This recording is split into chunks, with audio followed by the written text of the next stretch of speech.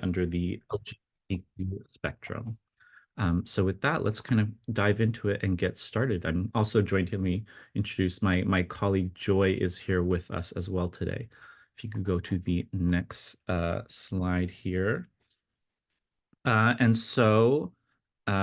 are on Zoom here. There are three of us home-based folks here to help you out. So if you have a question, something's not working for you, if you can't get your speaker working, if you're trying to post in chat or any of that is kind of coming up, feel free to message us. You can post it in the chat. We have people who are available here who can help you troubleshoot, look through that. We will also be encouraging a lot of participation today. So there'll be times when we'll say, feel free to come off mute, add your comments. Feel free to add your comments also just in the chat, anything like that. If you have questions as we're going through this, feel free to put it in the chat. Anything you want to know more about for us to expand upon, feel free to put it in the chat as well. Okay, and let's go to our next slide here. And so starting off, what are we going to be doing today? So today, first, we're going to start with a little bit of welcome and introductions. I think we have a slide after this that's going to talk about it. Then we're going to be talking a little bit about implicit bias, since that is one of the focus of the training series. I have a background in history, so I always like bringing in some interesting history. We can talk about a lot of interesting local history too, about LGBTQ plus identities and how things have changed over time. So that's always kind of fun to learn about because you don't often learn about that in school. And then we'll be covering some foundational language. We'll be covering different terminology, different identities. How do we think of some of those words? How do we use some of those words? And then we will be getting into all of the HUD stuff. So HUD's equal access rule, the final rule, other federal guidelines that will apply to, maybe some of the situations you're working in. Maybe you work at a shelter, maybe you're like a case manager, maybe you work with a housing type of project. So we'll be doing some scenarios at the end, hopefully some of which will apply to you in some of the situations that you're working with clients in. We have some kind of best practices too. So we just have kind of like a little, tips and tricks, what types of things can you do? How can you make, your clients feel comfortable in different scenarios, depending on your role or maybe where you work in the system. So we have some of that there. And then we have our big kind of role play and discussion. So we have a bunch of scenarios we came up with for some of your different types of projects that you all are working in. And then after we kind of break out for that for our little role plays, we'll come back together into a little group discussion, and then we'll do a final closeout, and then that will be it. So if you can go to our next slide here. And so if all of you could, can you please put in your name and pronoun in the chat, your role and organization, and maybe something you want to learn or something you want to get out of this training. I know when we did the registration, we had some like questions, and some people submitted things they wanted to work through or talk about. But go ahead and put that in the chat as well, and let me like lead by example here. From home base. There we go. Okay. And so if we could go to our next slide, please. Let's see. Okay.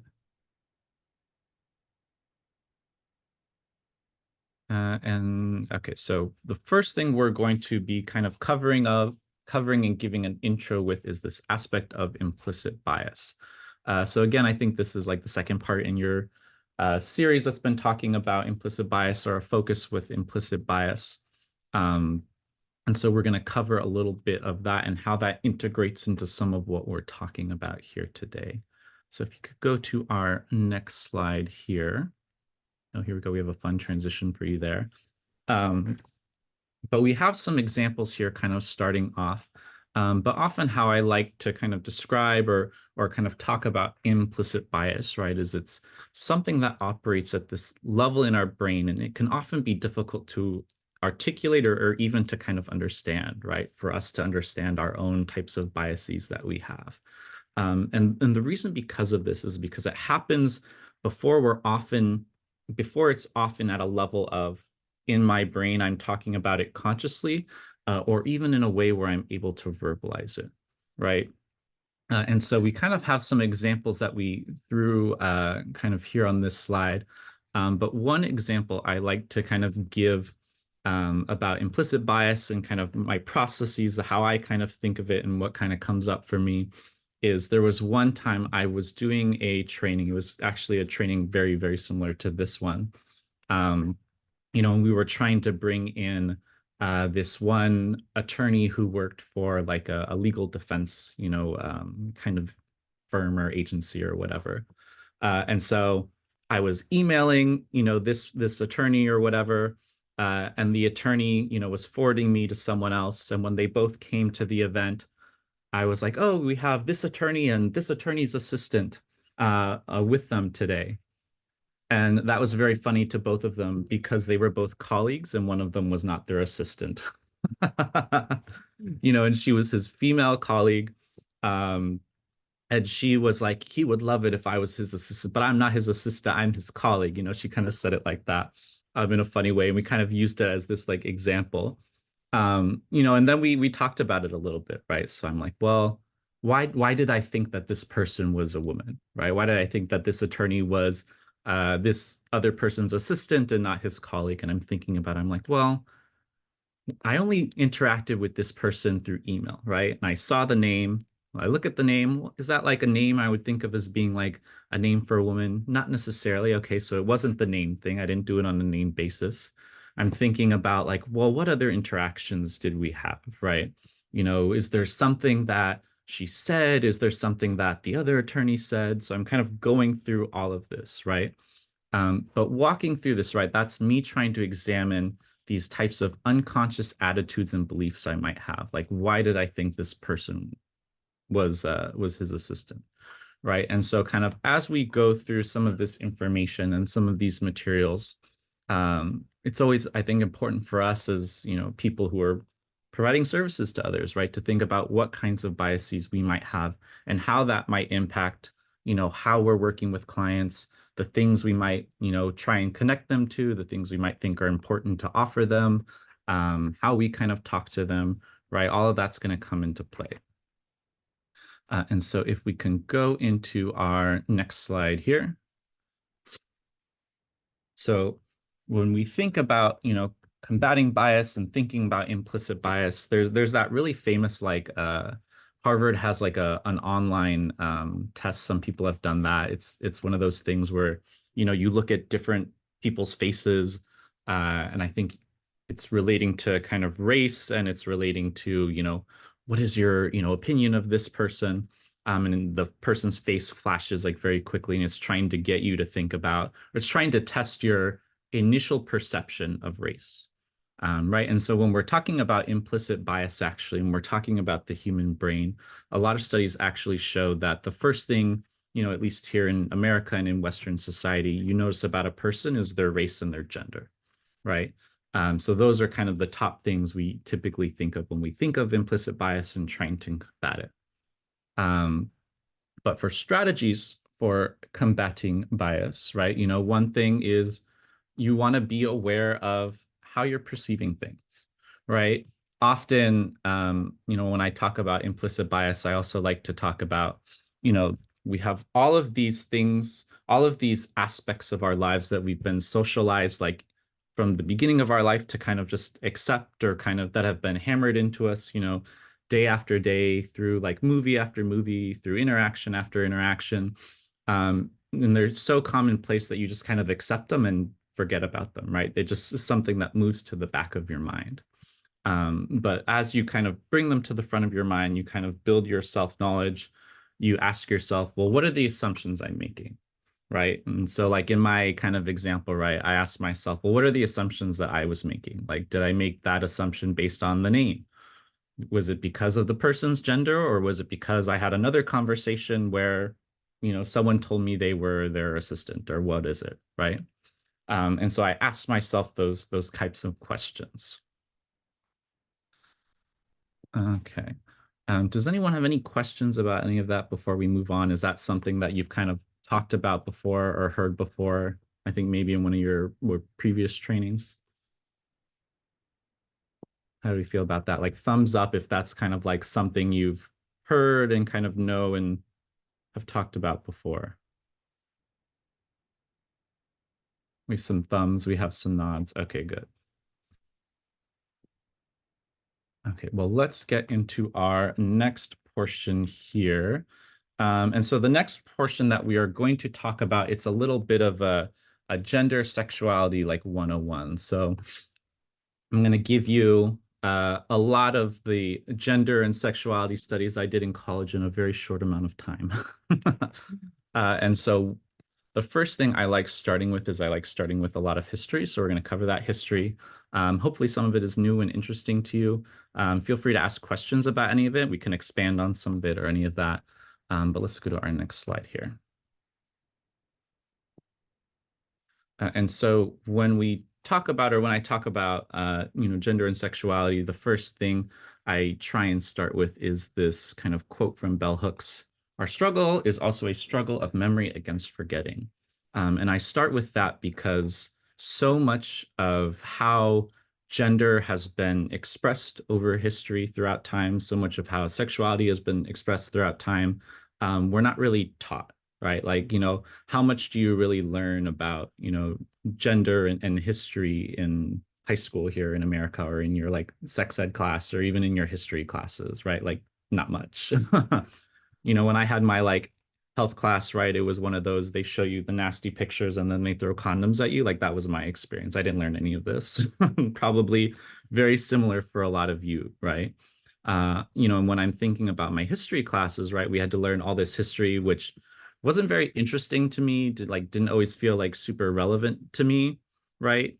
And was very kind of white and very male, right? And that's probably also a lot of your experiences as well. But because we don't know so much of this history, just of the history of people of color, of the history of kind of how gender has been expressed throughout time, how sexuality kind of has been thought of throughout time, we forget that it's changed, and we forget that, you know, right now we think of gender as being a very important identity, something that you have to know about a person, something you kind of ask about. But in different cultures throughout time, right, gender has been more of a trait. We think of traits now like, oh, I have brown hair, someone has blonde hair. It's not a big deal, right? It's like you have a different hair color or you have a different shape of a different part of your body, but it's not like you have brown hair and your identity is you are a person with brown hair, right? And so some of these have changed throughout time, and we forget that. And so I always like starting with kind of that quote and thinking about that. But let's go to our next slide here. And so kind of going off of that theme, we use a lot of words, a lot of terminology now to describe, LGBTQ plus identities, right? Even kind of that acronym is a very long acronym that's very different than 10, 20 years ago. Um, so although the terminology we use, it varies over time. It varies based on where we are, right? Like we use LGBTQ plus here in like America and a lot of Western places of Western society. But that's not an acronym people use all around the world necessarily. They use different terms to describe themselves. But even though the words we use to describe people, the kind of how we think of those identities, how they describe themselves has changed. Um, LGBTQ plus people, right, that we can think of and know, have been found throughout recorded human history. And so when we think about Western society, right, we tend to think of gender as being, a strict, you're a man, you're a woman. There's these two kind of categories, right? Any application you kind of think about when you're filling demographic information, there's the little man, woman checkbox, right? That's like very routine, that's very normal. A lot of states now actually have like for your driver's license, like maybe a third option. But that's very new, right? That's very new and it's still relatively uncommon. But those kind of categories we have, those boxes we have, uh, those haven't always been there, and they haven't always been the same ones that we think of now, right? So many cultures around the world and throughout history have recognized multiple genders, right? So there have been multiple boxes, not just two or even three. And when we think of the modern persecution of these LGBTQ identities, from a historical aspect, it's relatively recent, right? And so what I mean by that is right now, in a lot of the Western world, and especially here at this moment in time in America, you have this type of persecution, a systemic persecution of LGBTQ identities. Like all you have to do is like look at the news, right? You can open up the news app on your phone right now and you can see, some kind of news story about how some type of healthcare is being banned, how some kind of, drag show is being protest. And you'll always notice those happen around like elections, right? When people want to like touch the social issues that they know people have feelings about. Um, but that type of persecution that happens at the toppest, levels of government, it happens from our federal government, it happens in different institutions. So when we think about healthcare, it happens in healthcare. When we think about, the criminal legal system, there are all these policies where maybe if I am a transgender woman, I would still have to be in a men's prison, right? There's all of these different types of policies or different types of institutions that have these types of policies that create, that can create negative outcomes for people who have those identities. And so this level of persecution that's happening across government, across, all of these institutions like healthcare, like the criminal legal system, and it's in a coordinated fashion from like the highest levels of our, elected politicians and our officials. That level of persecution is relatively recent historically, right? In some cultures, people who identify, maybe what we would think of as trans now or non-binary or, something that is not cisgender, were seen as kind of being healers, or maybe we're seen as being like performers, or we're seen as being, these mystical creatures who could help you understand yourself better, right? And we're celebrated. Um, and throughout history, that has changed.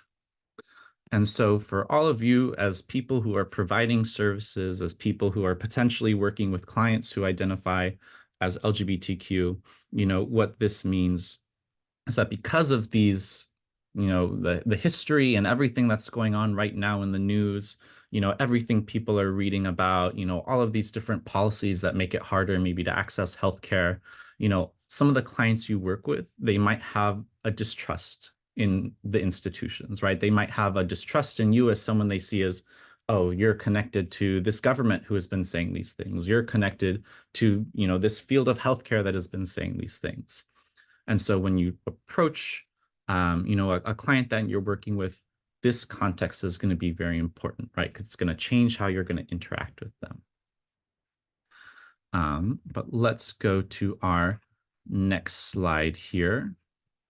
And so let's talk about the origins and the history a little bit.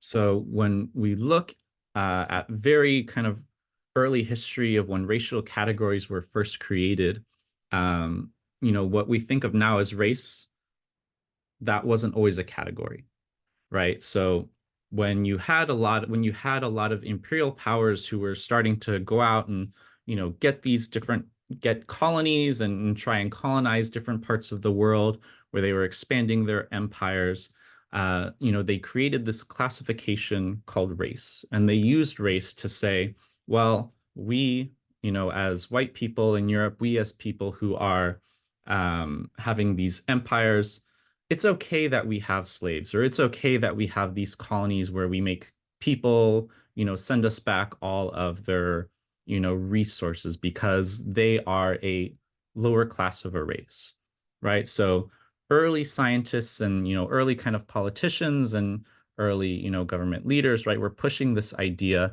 that different races were even distinct species. So that's something we know now is not true, right? But back then, that was a prominent belief. So if you go to the next slide here. And so as the theory of evolution became more popular, right, it became clear that people who were classified as being of different races were not different species, right? It wasn't like a cat and a dog. We're all humans. We just look different. So as this theory became more popular, it kind of started transitioning to, well, okay, maybe these people in our colony are not a different species, but they're underdeveloped and they're savage, right? Um, and that became more of a justification for, well, it's okay if we have these colonies because we're going to help these people get out of savagery. Look at them. They're naked. They're wearing skirts. They need to be clothed. So therefore, our colony and the resources we're extracting from their homelands is valid. Right. And so this picture, actually, this comes from pre-colonial Hawaii. And these are people, it's a third gender called mahu. So it's a word that translates and is recognized as meaning something like someone in the middle. And so this is a term sometimes you'll hear in Pacific Islander communities. We go to the next slide here. Okay, and so you had people who were advocating for imperialism, who were advocating for having slaves, for having colonies, who were arguing that, you know, we're going to bring civilization. There's actually there's so many movies that have this as a plot, right? Where we're going to bring civilization to the savages, and we are civilized because we have, men and women who are they look very different, right? Women have these specific roles of being, they're helping at the home. They are the ones who are having children. They are the ones who are carrying on the white race, right? And so it was seen that, or it was kind of like thought that in societies where men and women have very distinct roles, they have these roles for women, they have these roles for men, they're very separate. Those are the societies that are more advanced. And so when kind of colonial empires would come, that would be the knowledge that they would project upon the people that they were colonizing, right? And what that meant is if you want, a man and a woman to have a very specific role, the man has to be a breadwinner, the woman has to be the one at home with the children. Um, and the purpose of this, right, is procreation and creating more children, furthering the race. Then you have things that, if there's homosexuality, if there's gender nonconformity in any way, right, that becomes something that is seen as negative because it doesn't add to this kind of procreation mentality that was important. So homosexuality and gender nonconformity became associated with savagery and primitive development. And so why is this kind of important, right? So I always go over this because this is the history that got us to where we are now, right? And so the way these institutions in the past have, pathologized LGBTQ people, right, have said this is savage. The savagery thing kind of moved to, well, it's not savagery, it's mental illness, right? And because how it's changed over time, you can see how the attitude has changed, but the stigma has still been there and still impacted the kinds of care that people receive. Um, and it still impacts where we are today, right? So everything from how we collect data and the categories that we use to what is considered a mental illness, um, it's changed. It's changed throughout time. And things to like who is protected in like public accommodations, like some of your shelters, right? That's changed over time. And we'll go over it more when we go into like the equal access session. We'll actually talk about that, like what is considered, some of these public spaces and all of that. Um, but I always like to start with this history to kind of get to, so everyone knows this is where we started and this is where we are now because that's where we started. Right, and I'm going to pause there. But does anyone have any questions or anything?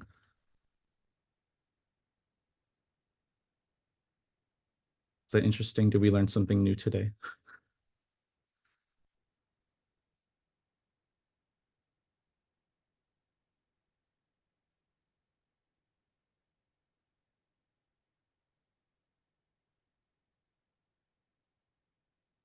I'll give it a sec.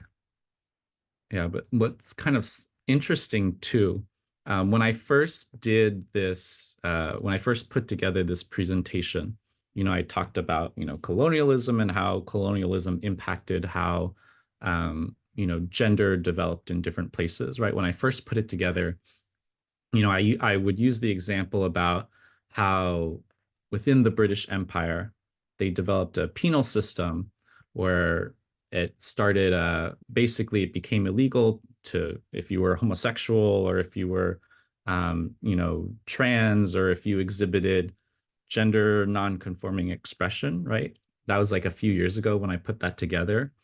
And only, I think, maybe 2 or 3 years ago, some of the countries in Southeast Asia still had those same laws on the books and they were still enforced. And there's still places actually, in kind of Southeast Asia where you see the legacy of the British Empire, because their legal system, their legal framework is based on the British one. But just interesting fact. Okay, but let's go to, there are no questions. Let's go to the next part here. So foundational language. And so this is where we really start talking about the words and the terms, right? And there are a lot of them, right? I think for anyone,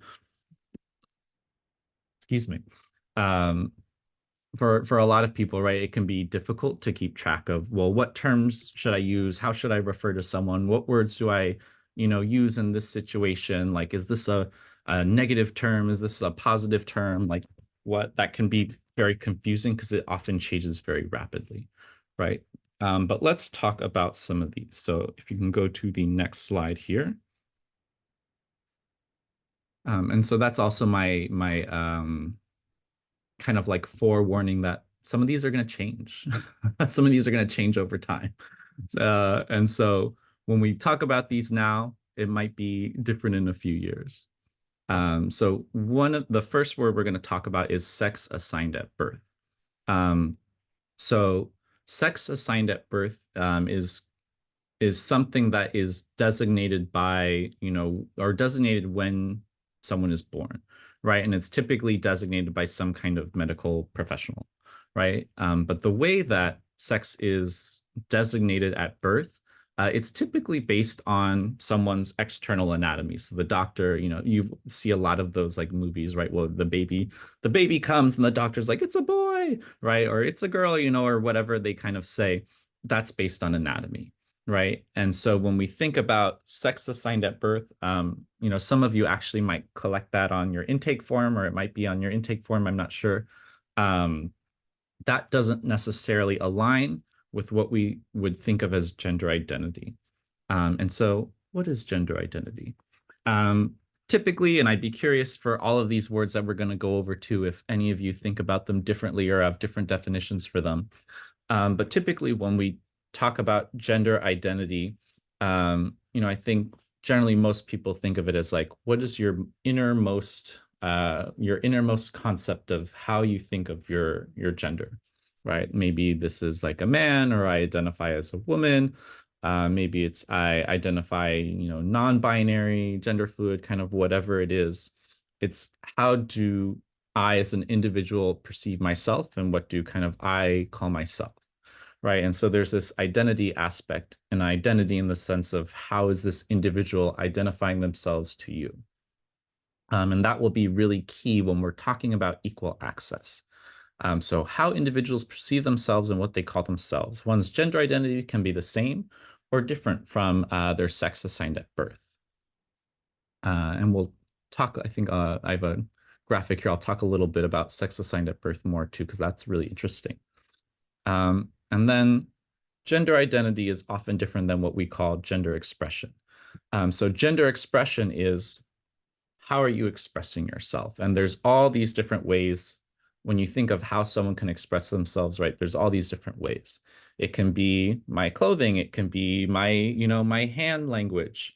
There's like a popular what do you call it? Like a meme that's going around with like it was on like on TikTok and Instagram. You see the video and people are like, the limp wrist, and it's supposed to be you have like a limp wrist and you're gay or something like that. Right. So behavioral body language is can be an expression of gender. Clothing can be an expression of gender, what I'm wearing. And that's something that is it can vary pretty widely by culture and place and time. We think of, the boy color as being blue and the girl color as being pink. But actually, in America, that was reversed if you go back several decades, right? It used to be that the boys wore pink and the girls wore blue, and it was reversed. Other things like in America here, we think about like say like a skirt as being a very feminine piece of clothing, right? But in some cultures, a skirt is a very masculine piece of clothing because it's something that was historically worn by warriors, or it's, something that's worn during some kind of, coming of age male rights ceremony. So skirts are masculine. But here in America, very different. But another aspect of gender expression. So there's all these aspects of how someone can express themselves, body language, the clothing. It can be things like makeup, right? All of that. um, I think now we think of makeup as being kind of anyone who wears makeup generally is, I think it's thought of as being a feminine expression, but I think now there's all of these um, ads and all of these companies that are making makeup for men. And it's kind of like billed as like makeup for men.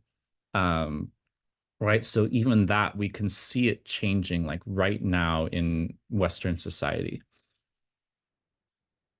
Uh, see. And then there are also characteristics that we don't necessarily think of as being masculine or feminine, right? There are types of clothing we think of as being like, oh, it's just a t-shirt. If it was a fitted t-shirt, I would think of it as being, for this person. But if it's just a unisex t-shirt, it's just a t-shirt and anyone wears it. Okay, so next slide. And other words here. So gender nonconforming.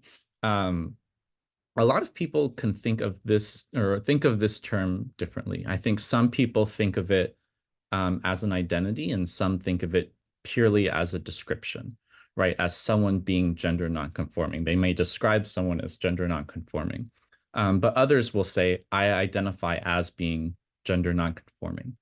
So this is, I think, kind of a unique word that some people think of as being their identity, and others will use it as a description. Um, but at its core, right, you can kind of see what it means in the word itself. Gender nonconforming, not conforming with some kind of, typical expression of gender. So that can mean, maybe I am, a man in America wearing a dress. That might be gender nonconforming, right? But it's a broad kind of term describing people who do not behave or express themselves in a way that conforms to the traditional expectations of their gender, or whose gender expression does not neatly fit into a category. And this is again where I put that note that the roles and stereotypes are going to vary, right? Sexual orientation. So I think this is one people probably generally will have a pretty good understanding about, right? But we think about sexual orientation as inherent. It's something that is like, do I have a sexual attraction to this person? Do I feel emotionally or romantic attraction? A lot of times you'll see people will break out sexual orientation into a few things. So there will be the physical attraction, like, do I find myself physically attracted to this person? But there's also these aspects of emotional and romantic attraction. So, for example, has anyone heard the word like pansexual before? Some thumbs if you've heard that term, if you kind of like maybe know what it means. What do we think? Pansexual, have we heard that term before? We have some hands. Is that a hand question or a hand you've heard it? Yeah. But maybe some people kind of know it, right? Um, but I think, when we think about the term pansexual, right? Um, a lot of people will define that identity or that term as like an attraction to people, right? You're not attracted to like a man or a woman, but you have to be attracted to the person, right? And so there's ways that this emotional attraction, this romantic attraction, this physical attraction, um, a lot of times for people, we think of those as lining up and being the same. But for some people, they're different. And the last term here, intersex. So intersex is kind of an umbrella term, and it's a word that is used to describe a whole variety of naturally kind of occurring like conditions, if you will. Um, so in some this and generally a naturally kind of occurring set of things that will make it difficult for or change the way like a medical professional might classify someone as male or female, right? And so in some cases, this can be some kind of physical trait. It can be visible physically. In others, it can be related to, what are the chromosomes that I have? In other people, it can be related to hormones and what are the levels of hormones that I have? What are the types of hormones that my body produces? But generally, when we think of intersex, um, it's also kind of a word that shows that um, you don't always have people who fit very neatly into these male and female categories when we're talking about biology, right? And so let's go to the next slide here. And this is a little graphic I like to use to kind of sum up and visually describe a lot of what we kind of just talked about and what I went over, right? And so for a lot of these different types of categories or these different aspects or characteristics, we think of them kind of like a continuum, right? So that's probably a concept that I think a lot of people have heard, by this point, like, oh, sexuality is a spectrum, or people hear like, oh, gender is a spectrum. Um, and this is kind of a visual representation of that, right? So you have the gender identity here. You see it's the little rainbow. It's in the unicorn's brain, right? Because it relates to what is your innermost concept, or how do you think of, or how do you identify yourself, right? How does it kind of feel in your head? And then you have the expression, which is these dotted green lines, right? Which is like what can be observed, what can be heard, what can be seen. How are you expressing yourself in a way where others are able to perceive that, right? Through clothing, through body language, all of that. We have sex assigned at birth here. Um, and I think this one kind of, or how we think of sex assigned at birth is something that always blows people's minds. Because I think when right now in America, and I think generally in Western society, right, we think of men and women. But there are intersex people, which kind of blows that whole kind of argument out of the water, right? And so you have a whole variety of different, like very naturally occurring conditions. Maybe like every, I think 1 in 100 people is like intersex or something. So if you're a medical professional, if you're like a nurse, this might be something that's not super uncommon. Maybe it's like kind of uncommon, but something you will see in the course of your career, right? There are some people where, I use this example. My mom, she worked at a school in LAUSD that was entirely special ed. And so what that meant is you had a lot of people who had different intersex conditions, right? Maybe it meant they had XXY chromosome, maybe it meant they had different chromosomal anomaly, what was anomaly? I can't say the word. Yeah, they had different, Anomalies. yeah, or they had different things that impacted the types of hormones their body was able to produce. Um, but all of that, goes to show, right, that people don't always necessarily fit in those male and female boxes, even though we think of those are the two boxes that everyone's going to fit in ultimately. But it's not necessarily true. And then again, here going into the sexuality portion, who are you physically attracted to? Who are you emotionally attracted to? Um, any questions here before I move on?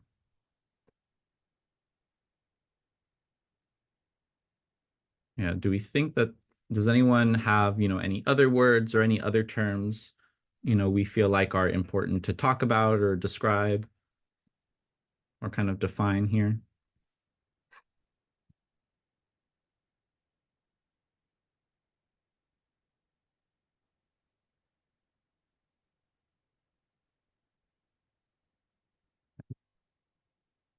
Yeah, one word or identity I always like to talk about a lot is the word queer.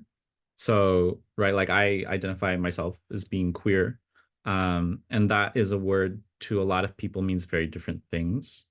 So you have some people, and I think there are generational differences in who identifies as being queer, who wants to use that word, also who does not want to hear that word at all, right? Some people will identify as it. Some people will say no. That is a word that in my past and in history has been very negative. It's been pejorative. It's been a word that I associate with violence, right?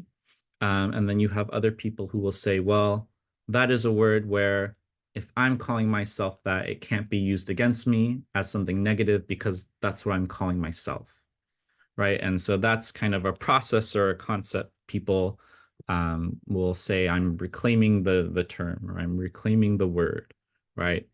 It's not hurtful to me if this is what I'm calling myself. So it's kind of an interesting word and identity to look at. But if there are no other questions, let's go to the next slide here. And we have, this is kind of just like a little note that I always put in here on this concept intersectionality. So maybe that's a word you've heard a lot thrown around. Maybe you've had like a training on it or something, or you've read about it. But intersectionality it's an approach to understanding essentially how identities, outcomes, how discrimination works in relation to different intertwined elements of identity. So that means, someone who it's essentially saying the different experiences you have will come together to form a unique experience, right? If I am, like if I'm like a gay man versus if I am a gay woman, right? Those experiences might be very different together. If I am, older, if I'm of a different age, if I'm of a different class, if I'm of a different race, right? Those experiences will come together differently to form something unique. And a lot of times too, when we're talking about intersectionality, we're talking about it in terms of what do outcomes look like for those groups, right? So for example, when I do data analysis or something like that, we might look at uh, Black families, or we might look at, well, what does it look like for people who get evicted, people who get connected for housing for this group versus this group. And so it's important to do that because when we think of intersectionality, there are often identities that will come together in a way that have outcomes that are disproportionate, right? So that's why it's kind of important for us to look at and also to think about when we're thinking about how are people impacted by issues differently. And again, I will pause there before we go into our next section, but are there any questions? Any questions, comments? Was anything interesting in that we covered? New or interesting?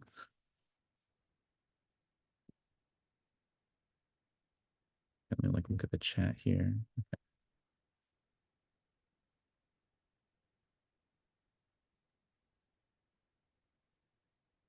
Okay, but if there are no questions, I will pass it to my colleague Joy, and we will go to the next section here. Cool.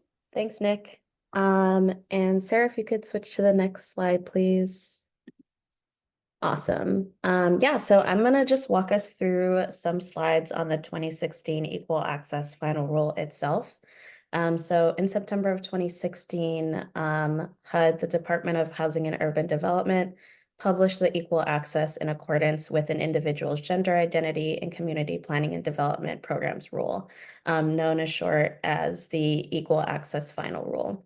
So this rule updated the original 2012 Equal Access Rule release and also updated HUD standards on the 2015 guidance on the treatment of transgender persons. And next slide. So to just provide an overview and some basic information, the final equal access rule ensures that access to shelter, housing, and services is provided to individuals in accordance with their gender identity, which is defined as the gender with which the person identifies, regardless of the sex assigned at birth or a person's perceived gender identity. So it maintains that individuals are placed in housing in accordance with their self-reported gender identity, and there are no requirements for people to prove their gender identity. So, for example, you can't ask probing questions about someone's gender identity. You can't ask for someone to show you their ID to prove that they're a certain gender and things like that.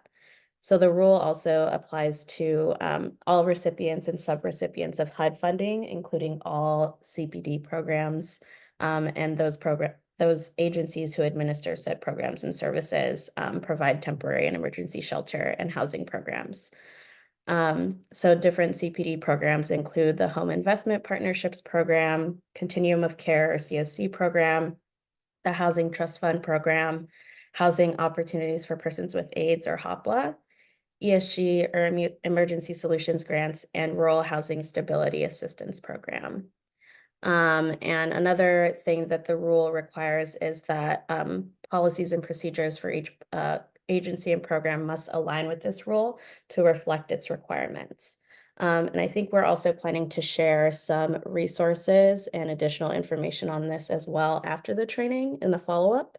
But are there any questions so far about the rule itself?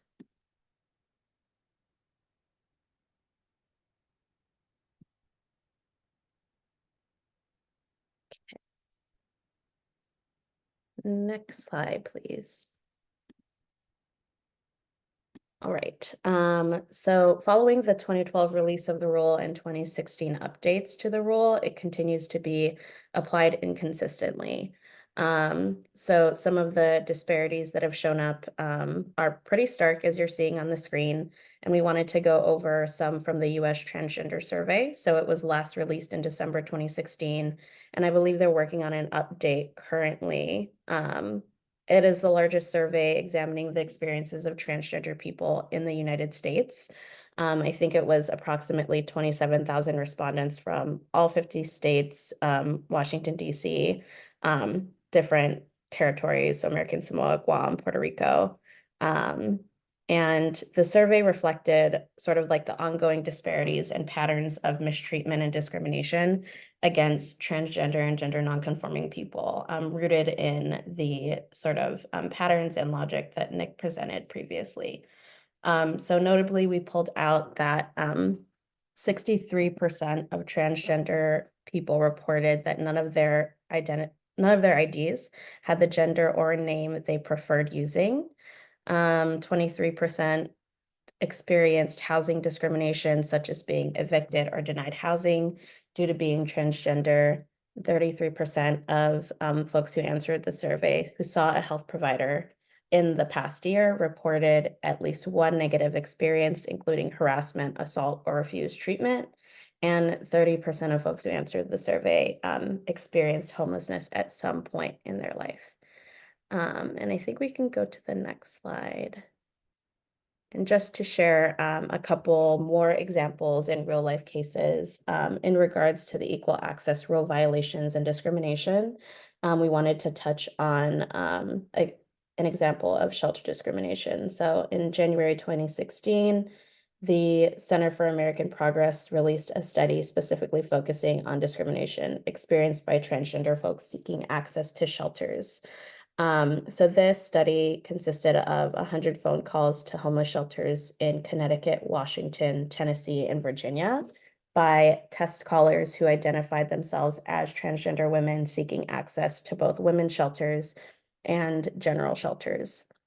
So this study found that only 30% of the shelters contacted by the testers were willing to house the transgender women in alignment with their gender identity. 13% of those shelters offered to house the transgender women in isolation or with men. 21% refused service altogether, and another 21% were unsure or unclear as to whether they could house the transgender women in alignment with their gender identity. So this study also reported that the test callers were often referred to using the wrong gender or with other statements that discredited their gender identity. So, for example, shelter employees were making references to testers' genitalia or to surgery as requirements for appropriate placement, misgendering them, and things of that nature. And so shelter employees stated that other residents would be made uncomfortable or unsafe by them accepting transgender women into their program as well. And that was offered as a rationale for refusing service or housing. And we know that these findings are also not limited to this study or to these 4 states only. And according to the National Alliance to End Homelessness, nearly 2/3 of homeless shelters across the country failed to enroll a person properly once they identified as transgender, and nearly a quarter of homeless transgender residents report being assaulted by other residents or staff at shelter. So definitely still a problem with discrimination and real consequences there. And if we go to the next slide, we also wanted to go over the 2018 Bay Area LGBTQ needs assessment, which was completed by approximately 1,400 LGBTQIA plus community members throughout 9 Bay Area counties, including San Mateo. And this survey found that more than half of the respondents indicated that concerns about their safety limit where they can live. So about 60% of folks replied with that, work 55%, and get health care at 54%. 17% of folks who responded have been homeless at some point of their lives. 9% of respondents used housing services in the past 3 years, and 10% of respondents had an unmet need for housing services, with a greater than average unmet need among those aged 18 to 24, so that transitional aged youth category, gay and bisexual respondents, transgender, genderqueer, and non-binary respondents, and those with incomes of $60,000 a year or less, and people of color.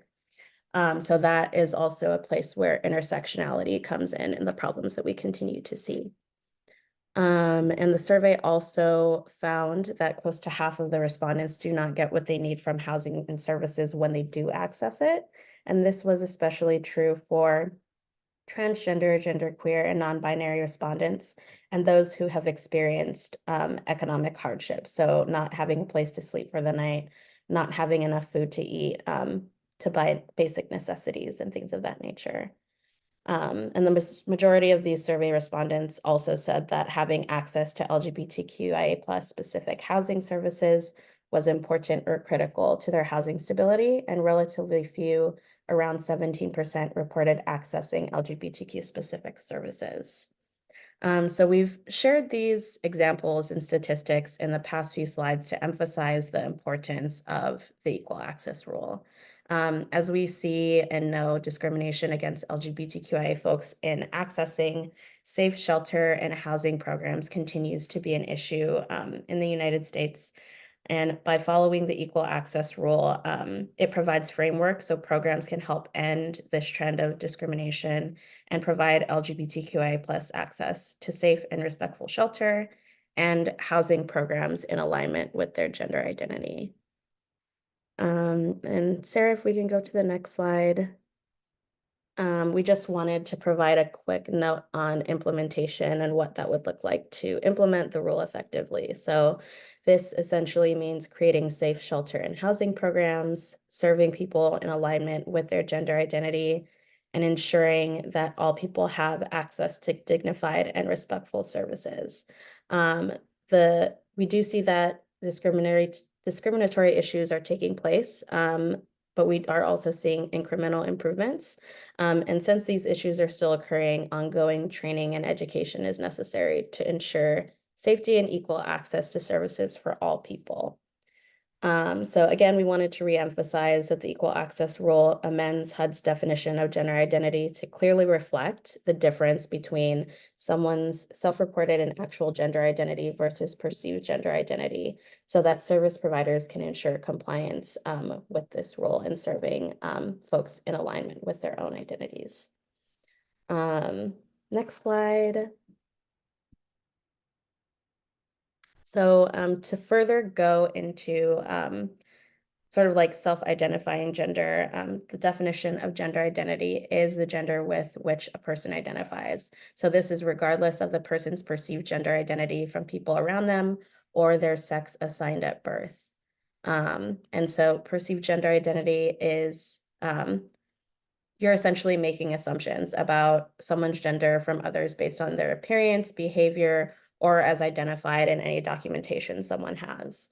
The rule also states that individuals must not be subjected to intrusive questioning, as previously stated, asked to provide any sort of anatomical information or evidence of gender identity.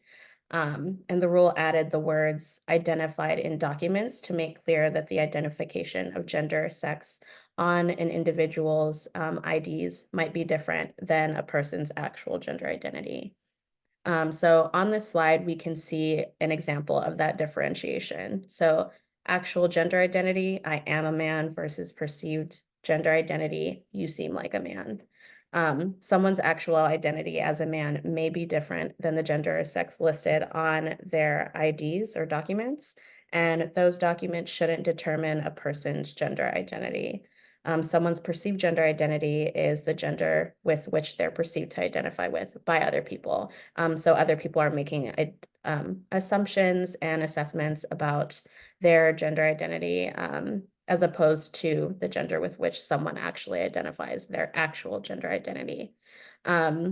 So in short, we always want to just honor and act in alignment with what someone's actual gender identity is versus their perceived gender identity and how they self-report and self-identify rather than what like we think that might be, so, which is where that implicit bias comes in. So we don't want to be listening to that. We want to be accommodating and recognizing someone's actual gender identity. Any questions so far? I know that was a lot of information all at once. So I'll pause there. Feel free to come off mute or I'll also check out the chat.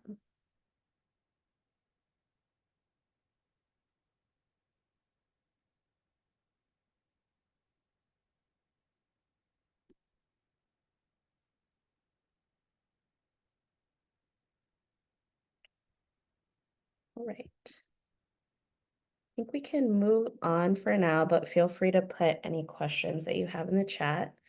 And sort of another part of the equal access rule that we wanted to go over is the definition of family. So in general, this definition that you're seeing applies to both the ESG and COC program rules, and the equal access rule defines family as single person.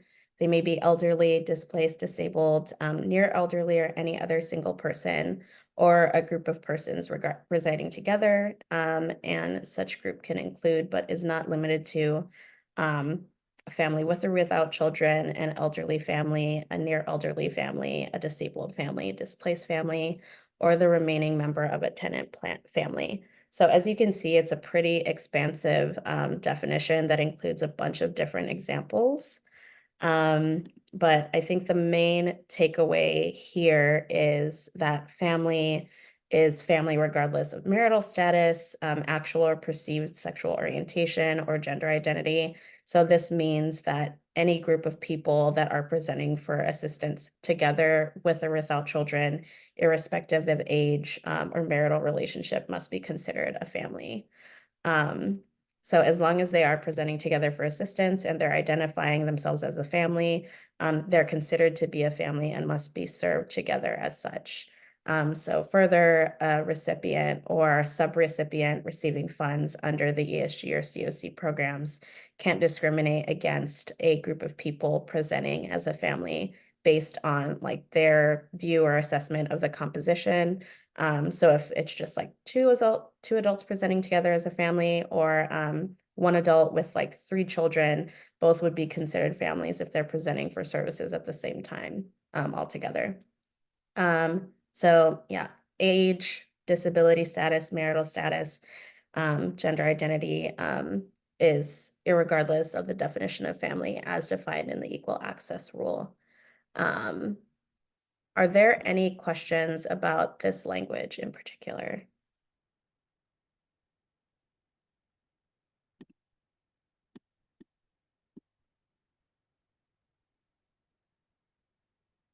Okay.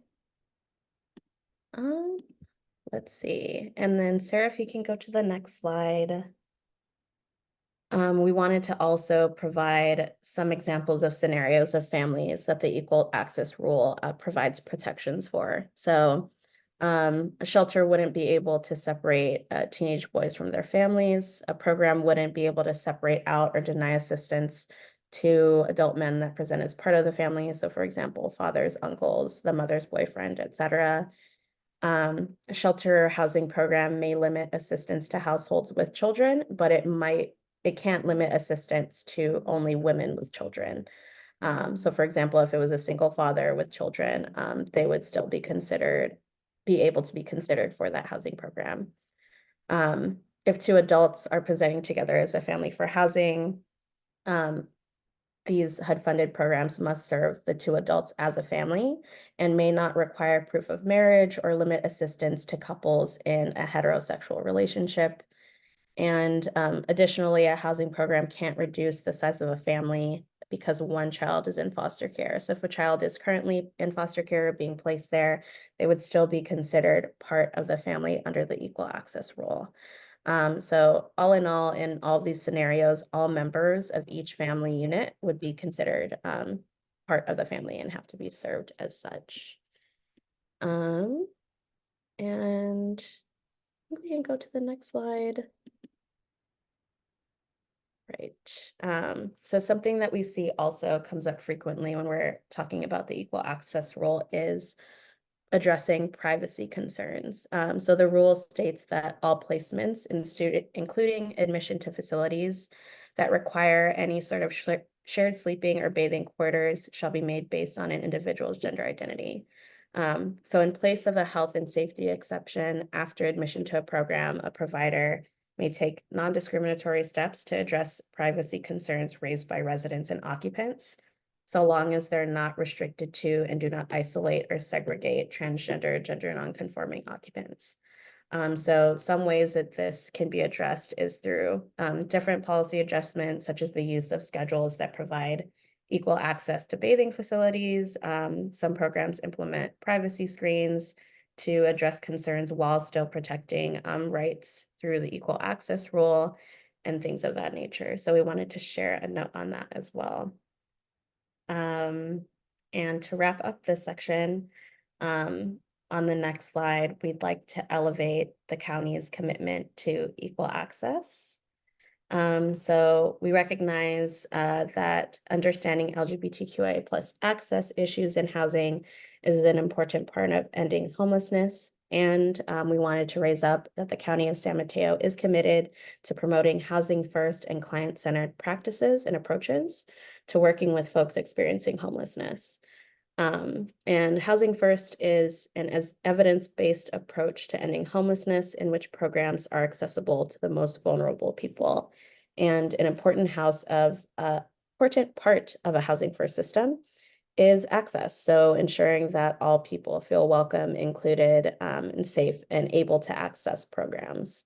So as many of you might know, there are opportunities to partner with organizations in the community, such as the San Mateo Pride Center, the street medicine team, and BHRS outreach, who adapt or modify their practices depending on individuals' needs and consider all aspects of an individual, including gender identity, race, any sort of intersectional identities that they might come with.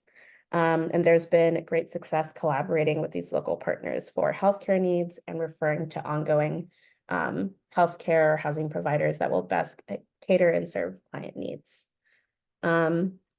So having a client-centered system also means that programs and systems are designed around needs and respects client choice and self-determination. So therefore, as a closing note, important to be aware of the challenges that LGBTQIA plus folks face in accessing homeless services so that we can better serve them and contribute to their long-term housing stability. And ending homelessness means ending homelessness for all people, including those who have historically been denied equal access to services. Um, yeah, so we just wanted to reemphasize the local commitment to equal access and give you an overview of sort of the federal framework that exists.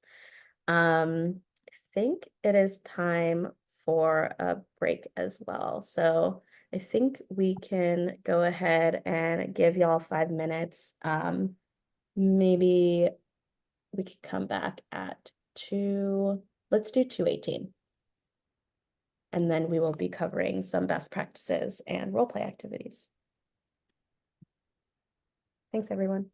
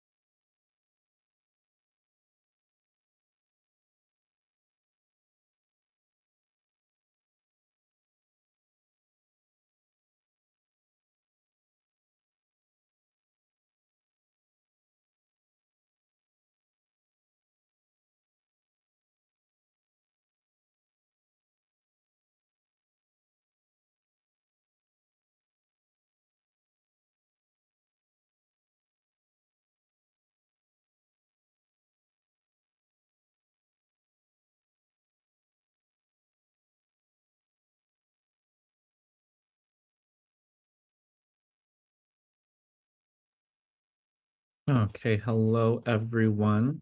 I think we are going to get started again. Welcome back. I hope you had a lovely little break here. Um,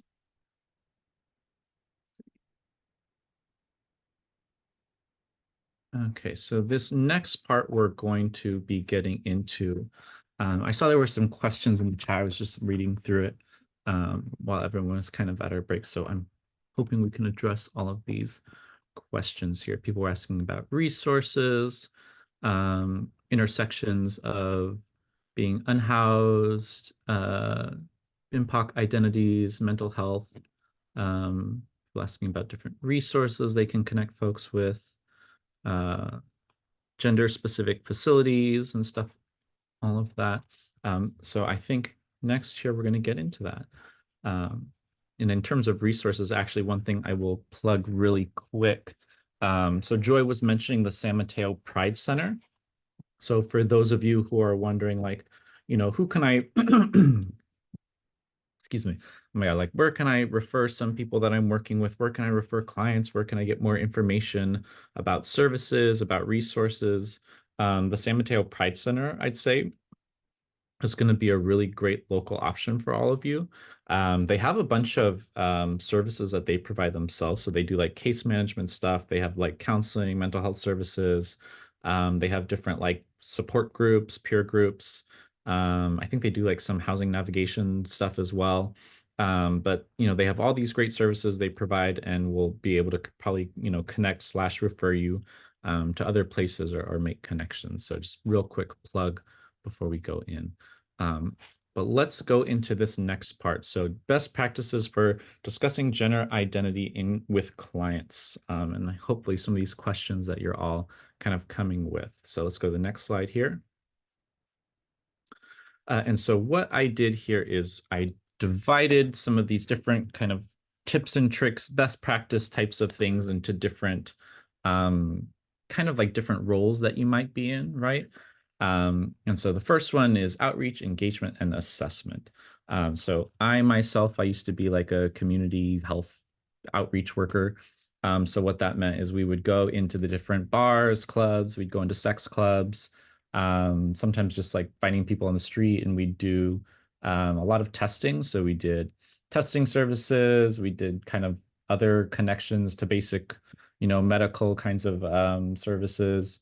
But one thing we would have to do, right, is we'd have to do like some of these sexual health assessments. And so for those of you who conduct assessments, who do maybe the VI SPEDAT, or maybe you do intake at your shelter, right? You have all these kind of probing questions you have to ask. We had to do the same, but they were about people's sexual habits. So you can imagine how uncomfortable some people were with answering how many sexual partners did you have in the past year. But that's kind of my background, a little bit where I'm coming from too, and I'll bring that in. But if you are an outreach worker, if you are working to engage people, if you are, doing these intakes or these assessments, and we're talking about gender identity, um, you have to think about, okay, well, if I'm collecting a document, if I'm collecting a piece of information, is it something that I really need to collect? Is it something that I really have to have? Like, do I actually need to know someone's, sex assigned at birth? Do I actually need to have someone's official government, ID? Do I actually have to have their birth certificate? A lot of times when we work with different programs and we're looking at eligibility and reviewing that, reviewing the requirements, a lot of times providers or different types of, just projects, right, will collect that information. They don't really need to. And for all of you, right, you might know that can be a barrier, because a lot of people, you're going to lose your ID, right? I just lost my ID. And if you lose your ID, and that's a requirement for, intake or your program, right? Um, that can be a barrier, because it can be difficult to get that, because now I have to go to the DMV, I have to bring my damn birth certificate, and it's going to take forever. If I didn't have a birth certificate, right? I'm from LA, I'd have to go down to Pasadena. I have to try and get that. I have to go get my driver's license after that. It's a whole process. So when we're talking about, documents, what you need, really think about, well, do I actually have to have this? Do I actually have to collect this, or am I just doing it? Right? And that's how you can remove some of those barriers. It also means accepting whatever kind of name and gender is given by an individual, right? And so a core component of equal access is how is someone going to define themselves, or how does someone identify themselves to you, right? So what is the name they're using? Is it different than their government or legal name? Fine. If they want to go by Sparkles, fine. You can make it a fun one, right? But kind of accepting that is really important, and just going with it is a really important way of building trust too, right? Using the pronoun that someone indicates. And so, often when we would go and do assessments, right, you don't want to assume. You don't want to call someone something, right? So you say, hey, we're going to do this assessment here. It's going to have all these types of questions. I would say, how do you want me to like refer to you? What's your name or something like that? What is your pronoun? What's a pronoun that I can use with you? But there will be sometimes, right, where you may have to collect some kind of identification or some kind of document. And so if that's the case, often what we would do is we'd say, okay, well, we know this is the name you go by, but because we get this like, government funding, we also need your official government ID. But just know that when you talk with the rest of our staff, we're going to call you, this name that you gave us.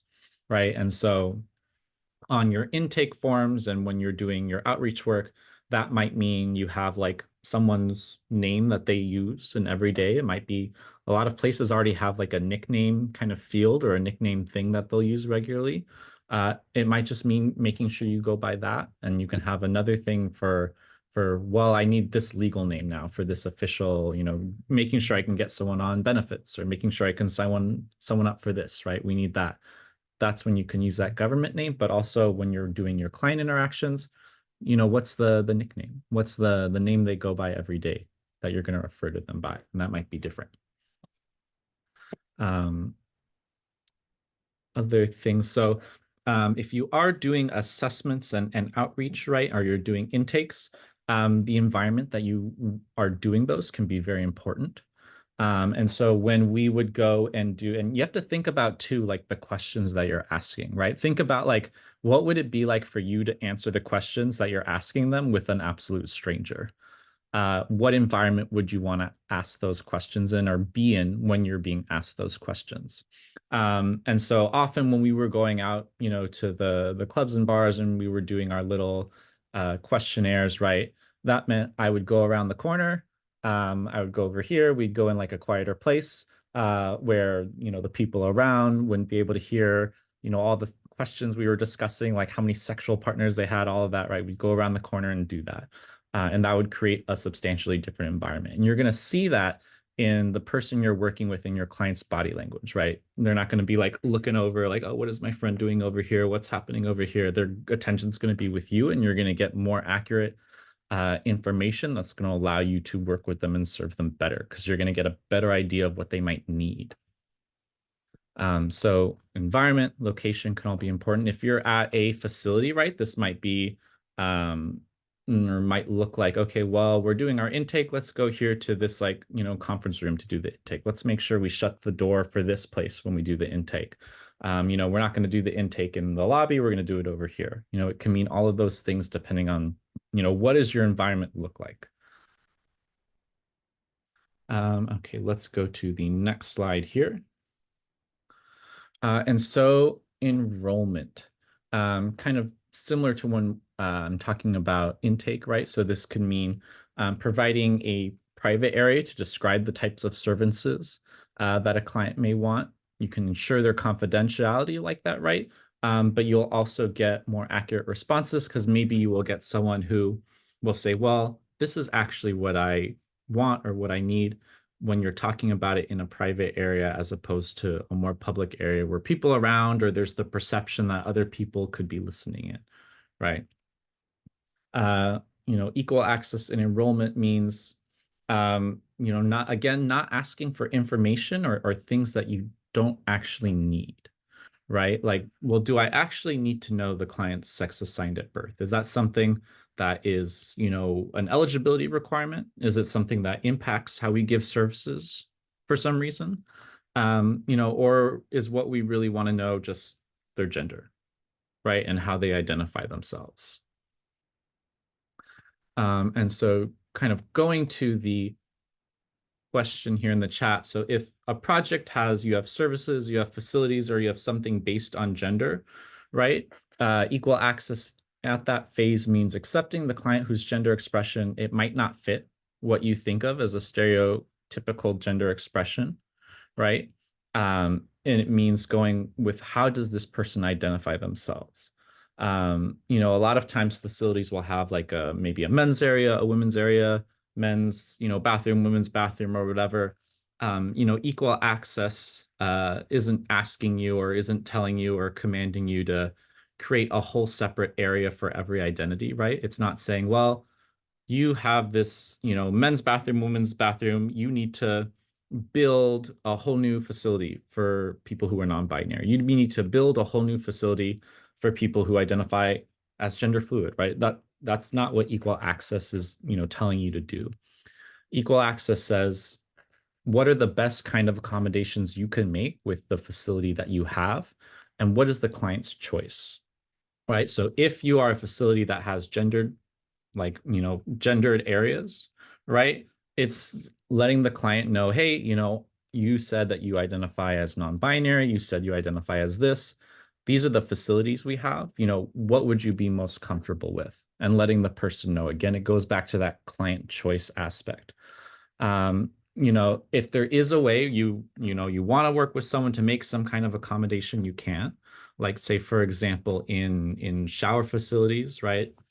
You can do like some kind of alternate schedule thing. Sometimes it's about if we have a congregate shelter about like a curtain or something like that. There are all these different strategies you can use to help people A, feel safe, but also B, um, do these accommodations that aren't necessarily going to mean you have to do all these expensive additions to your facility or create new things, right? There are kind of ways to work with what you have within equal access. Um, and so like for this question, right, how do we accommodate individuals with perhaps trauma from assault that may be triggered by a particular gender? Let's see, Safe Harbor Congregate Shelter has gender-specific bed areas and restrooms. And how do we create gender-neutral facilities when we don't have the capacity to do so? So again, it goes to this aspect of client choice, right? And letting them know what you have. If there are kinds of accommodations you can make, that's great. But not everyone's going to be able to make an accommodation for like an extra room, right? That's not everything. That's not something every facility is going to be able to do. If you can, and that's the client's choice, that's great. But if not, you can work with the client to say, this is what we have. This is what we can provide. Maybe we can figure something else out here with this alternate shower timing, this curtain. A lot of facilities will have some kind of like a family restroom or something like that. Single stall restrooms are gender neutral restrooms. That's just kind of what they are, right? So those that a lot of places already have are actually just gender neutral facilities already that you have built in. And in terms of this part of, how do we accommodate individuals with trauma from assault from a certain gender? I know there was a question we got to during the registration about like, well, what do I do when a client is uncomfortable with someone who's gay? What do I do with a client who's uncomfortable with someone who's trans, right? And I think the response I always give to that is like, well, if there's some kind of behavioral health issue that pops up, how do you deal with it? If two people at your shelter get in an argument, how do you deal with that? If someone says, oh, I don't like, this person because they're doing this, how do you deal with that? And so a lot of times it may not necessarily be about the identity, right? It could be about certain actions, and how you work with those clients could be about, well, we can't kick people out because they're this, right? We can't kick people out because of this, but what what is it that would make you feel safe, right? So you can work with some of those clients who have those traumas, right? Because you don't want to re-traumatize the clients that you have in your shelter or in your places. And a conversation you can have with them is, what are some things that will make you feel safe? Or what are things that make you feel safe, right? Is it about, or even what are things that you are, afraid of might happen. And in a lot of those situations, you can refer back to whatever kind of policies your shelter might have, right? So you can refer back to, well, someone might say, well, I'm afraid of being, attacked or assaulted or this. And you can go back to, well, here at our shelter, this is the process or this is the policy, right, when this happens, or this is how we work to prevent this from happening, right? So a lot of times you can just kind of go back to those policies that you have and kind of work with them on those and work with them kind of through some of those. But hopefully that answers some of these questions here in the chat that we got. And so if we go to our next slide here. Okay, so during unit bed assignment, again, the core of equal access is this client choice aspect, right? Kind of in terms of placement, in terms of where they're placed, units or beds or whatever. It also means quickly resolving conflicts. And so that means like whenever there are instances of harassment or maybe, you see like an argument that's happening, quickly addressing those, right? Because as we saw in the survey that Joy was talking about earlier, you have a lot of people who don't feel safe in shelter environments, in congregate environments, because they experience a lot of harassment, right? And so even though it's like, oh, I see this one, thing happening, it doesn't seem that big of a deal, that one thing might be on top of a whole bunch of other things that have also happened, right? And so when there's this kind of proactive addressing of like conflicts that are popping up, you're going to preempt some of that. It means equal access also means modeling the kind of behaviors that you want to see other people expressing, in terms of, how do I talk to clients? How do I talk to other people? So verbal and nonverbal disrespect, right? Um, let's see. And then equal access also means that, when you're working with people on these cases of, harassment or conflict or whatever it is, right?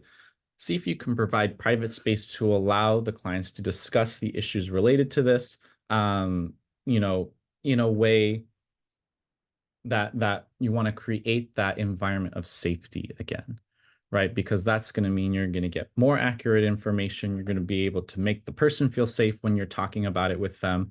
And that's going to make it easier to resolve that kind of conflict that is kind of going on. So next slide here. So when we talk about equal access in ongoing services, it means, however the client identifies, is identifying themselves to you, and you have services or different facilities or things that are based on that identity, right? The client has the right to access all of the services for which they are eligible. And so, another thing, I think this might go back to kind of the aspect of trauma, or it might go back to the aspect of conflict, or just like, clients. Someone mentioned, yeah, we have like a client who's not comfortable with people being gay around them, right? Part of it can mean correcting someone's misperception, right? It could mean, well, what is it that is making you feel unsafe about this person?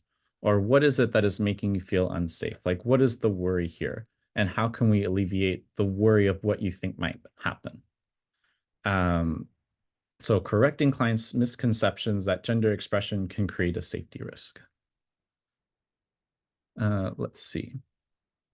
Yeah, because I think one of the big current debates you see right now in going on in the public sphere is this idea of like bathrooms, right? And like, oh, trans women shouldn't be allowed in like, bathrooms, or what happens if like a trans woman goes into a women's bathroom, they're going to assault all the women. I think that's kind of like a talking point you see going around.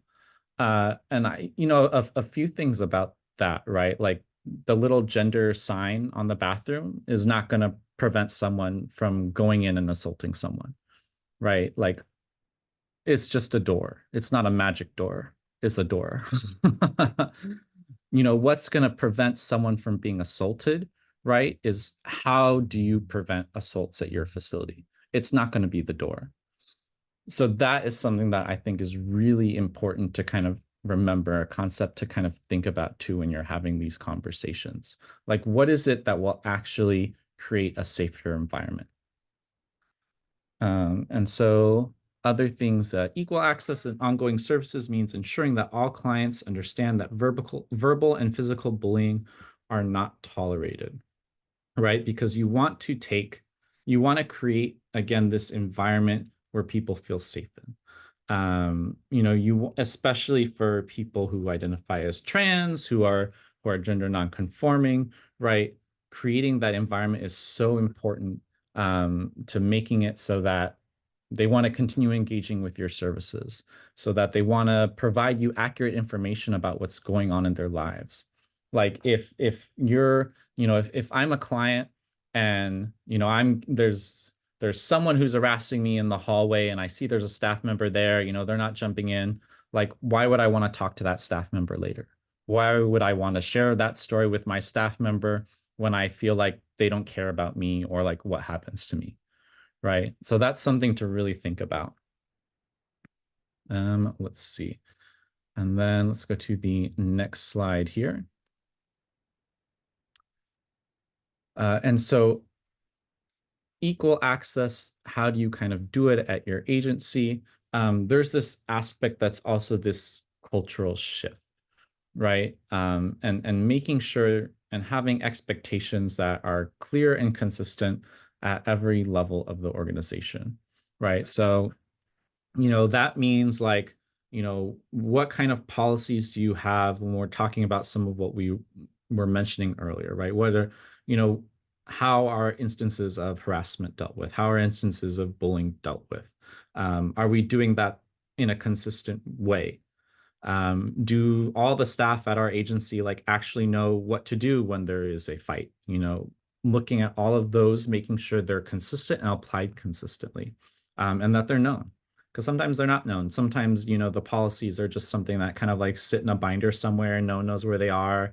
You have them because you have to show them once in a while when you get audited, but everyone doesn't know what they actually are, right? Taking it from the binder into the practice. So having those written policies and procedures, staff training for things like this, where we can work through, right, some of the issues that people are bringing up, um, supervision and management of staff, and also kind of making sure that staff have opportunities like, if you have a question, who do they go to, right? If I'm an intake worker, if I'm an outreach worker, if I have a question, who can I go to, right?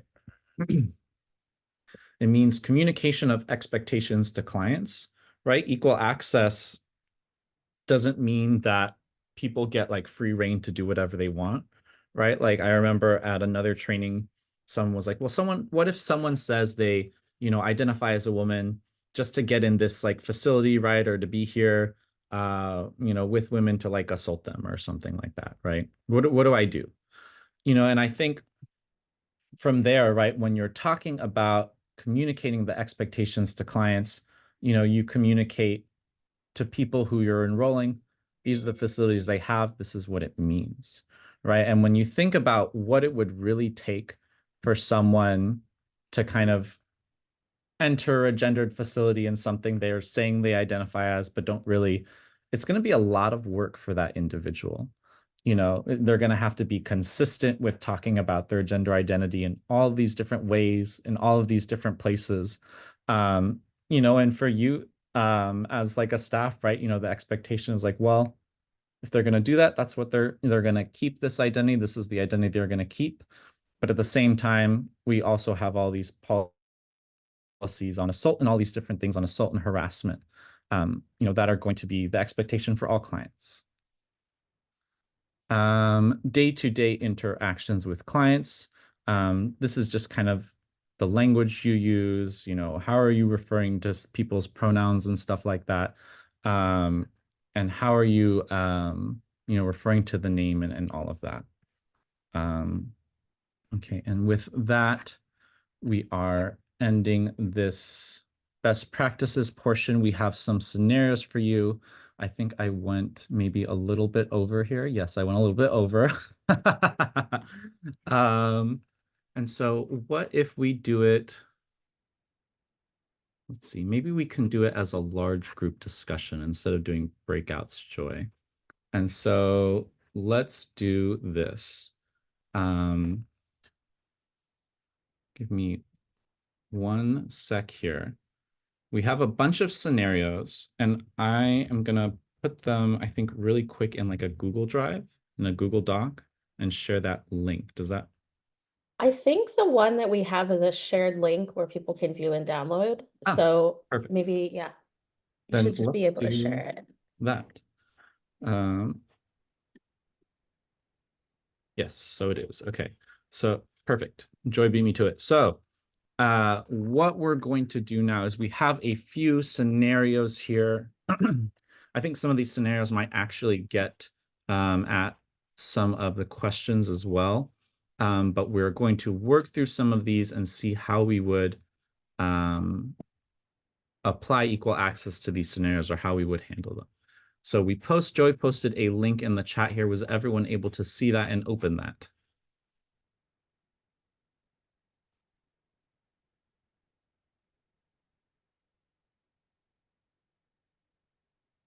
Okay.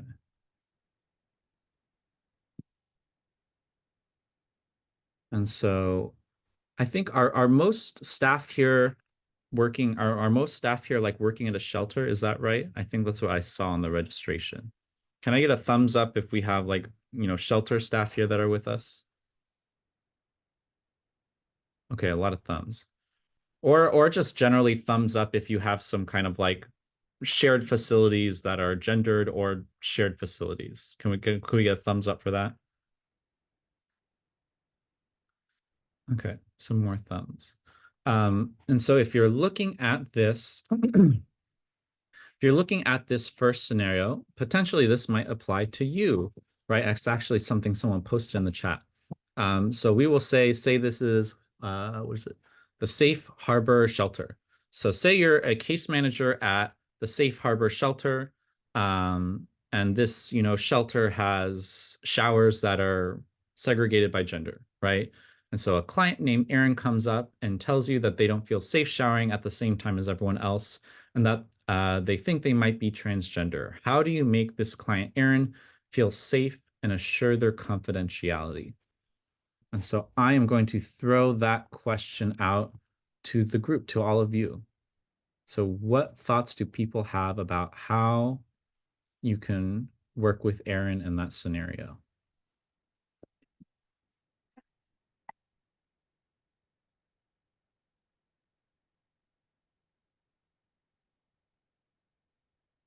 Feel free to come off mute or type things in the chat. That's where we get to get chatty. Hi, so I am somebody that works at Safe Harbor Shelter. Some of the ideas that you have brought up during your presentation, unfortunately, some of it we can't implement. So something like a family restroom we don't have Mhm. with the showers in relation. So, but still something that you spoke about that might be beneficial would be to attempt it becomes difficult because there's no regulation of time of when they can shower and everything, but maybe kind of attempting a time that's a little bit on the quieter side where there's less frequent individuals going in and out of the restroom. So, suggesting maybe a time where it's a little bit quieter or not as many people around, so they feel a little bit safer to utilize the showers when there's less traffic. Yeah. Yeah, what I've seen at some other shelters too, since you don't have kind of like a shower time or something like that, some places will do exactly what you're saying. And in others, they might have like, okay, well, this special hour, is this, and this hour is this, or something like that, or this will be the time, for this type of shower or this type of kind of bathroom thing, and this will be the time for this. Um, Other places will do like the curtain stall trick, and that's enough for some people too. Yeah, but what other thoughts do people have on that?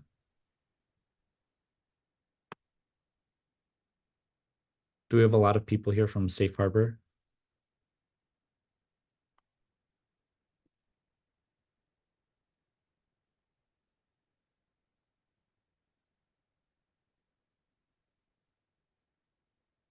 And let's take this other part of this question from Anjanette. So say it's like a congregate sleeping area. You know, what do people think in terms of that?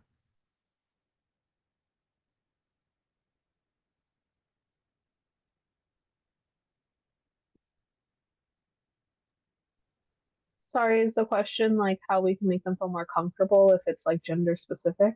Yes. Yeah. Uh, it becomes difficult because we have no like gender neutral sections or like bed areas. It's very divided into like the women's section and the men's section, and having regulations that men can't go into the women's section and vice versa. So um, I think that provides a little bit more difficulty, which is why I think Angie had asked in the chat what are any suggestions, because we don't really have a facility that is neutral in that stance. Have you had clients who've come into your shelter who like identify as trans or non-binary or anything like that? Yes. And what's happened in those kind of situations? I think what their identity or what their sex at birth is predominantly um, utilized towards the bed areas. However, if they feel differently, it's ultimately up to their discretion to pick what bed area they um, feel more comfortable in or want to decipher in, but they do have to ultimately make a choice. They can't kind of teeter in and out of the men's restroom and the women's restroom. They have to make that decision. Yeah, I think this is where that aspect of like the communication with the client will come in, right? And kind of saying like, okay, well, this is how you're coming in. We told you these are the type of facilities that we have. The expectation here is if this is how you're identifying, these are the facilities you're going to use. So that could be kind of a conversation that happens at enrollment or intake too. Yeah, but do people have other kinds of thoughts?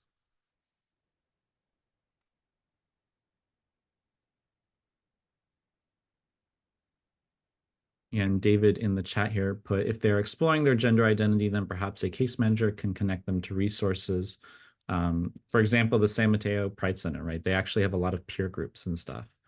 That's the thing. A lot of like LGBT centers just generally will have that kind of programming of exploring identity, peer groups, and all of that.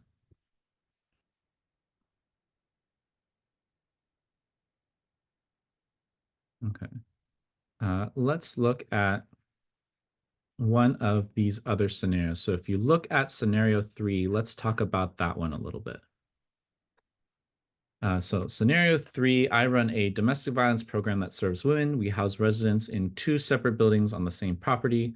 All residents have access to the same services, but I've decided to house trans women in one building and cis women in the other. Is it appropriate or legal to serve trans women in a different building or project? What do people think?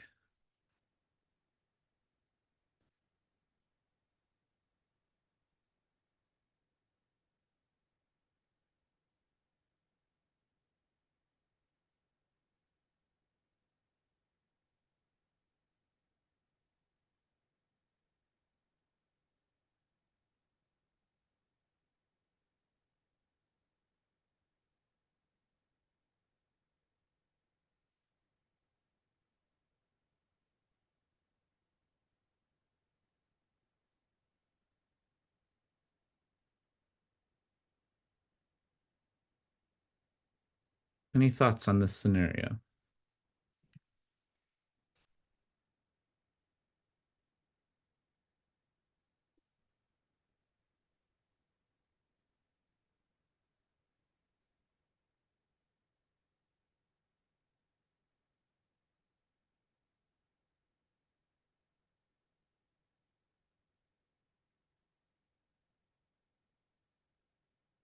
Do we think this is something, yes, shelter staff, you should continue doing this? Do we think no?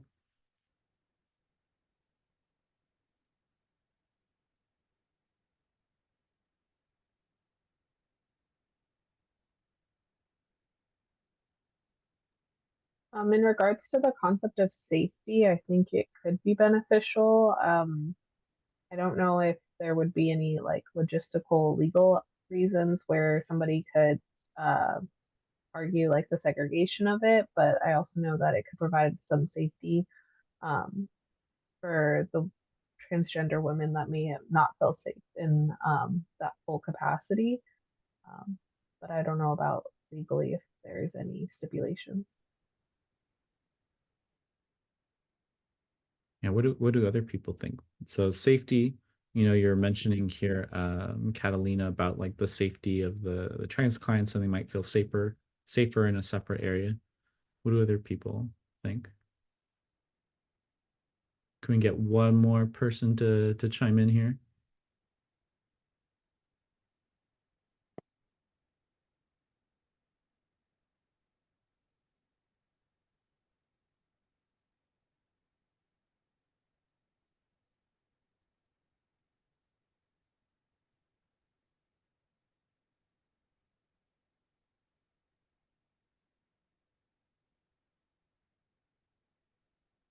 I know no one wants to share in these like large group training scenarios.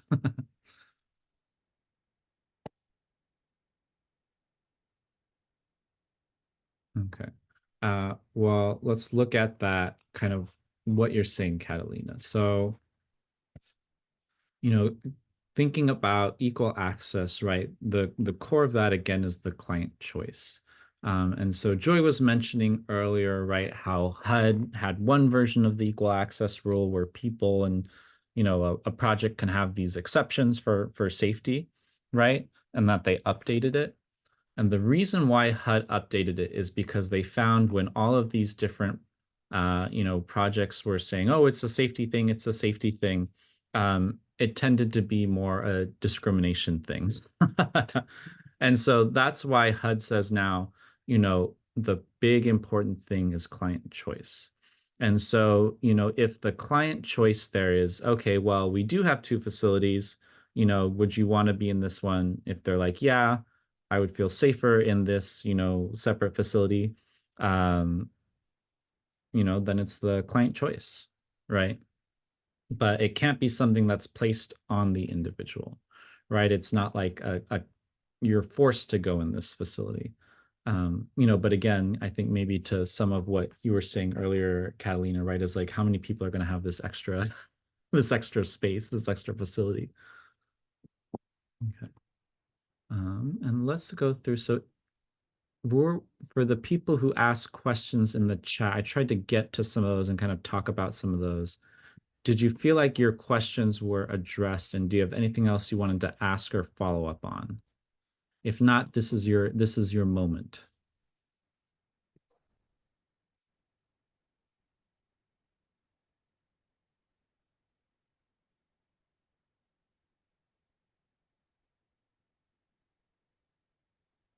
Okay, because the next thing that is going to happen is we are actually getting ready to close out. Um, and so we are at 2:59. I believe this is going to end around 3. I think we're going to email out all of these slides, and we have a recording here that we're also going to email out. So you're going to get this. If you find that anything's coming up or you still have questions, our contact information is in there. So feel free to contact us. If you have any kinds of follow-up questions, if you want to work through anything, we're happy to brainstorm with you, happy to figure out, what we can do with you. That's why we're here, to work through all that nitty gritty. This is just to give you the lay of the law, right? But we also can work through all those specific things with you and figure something out. Um, and so with that being said, yeah, were there anything else you wanted to add to the closeout here, Sarah or Joy? Just one more thing. I did put a link to our training feedback form in the chat. So that'll take you to a Google form. It's like 5 minutes or 5 minutes, 5 questions long. So it probably will only take you a couple minutes to fill out. But if you could fill out that form, that would be great. It just helps us figure out what to improve for next time.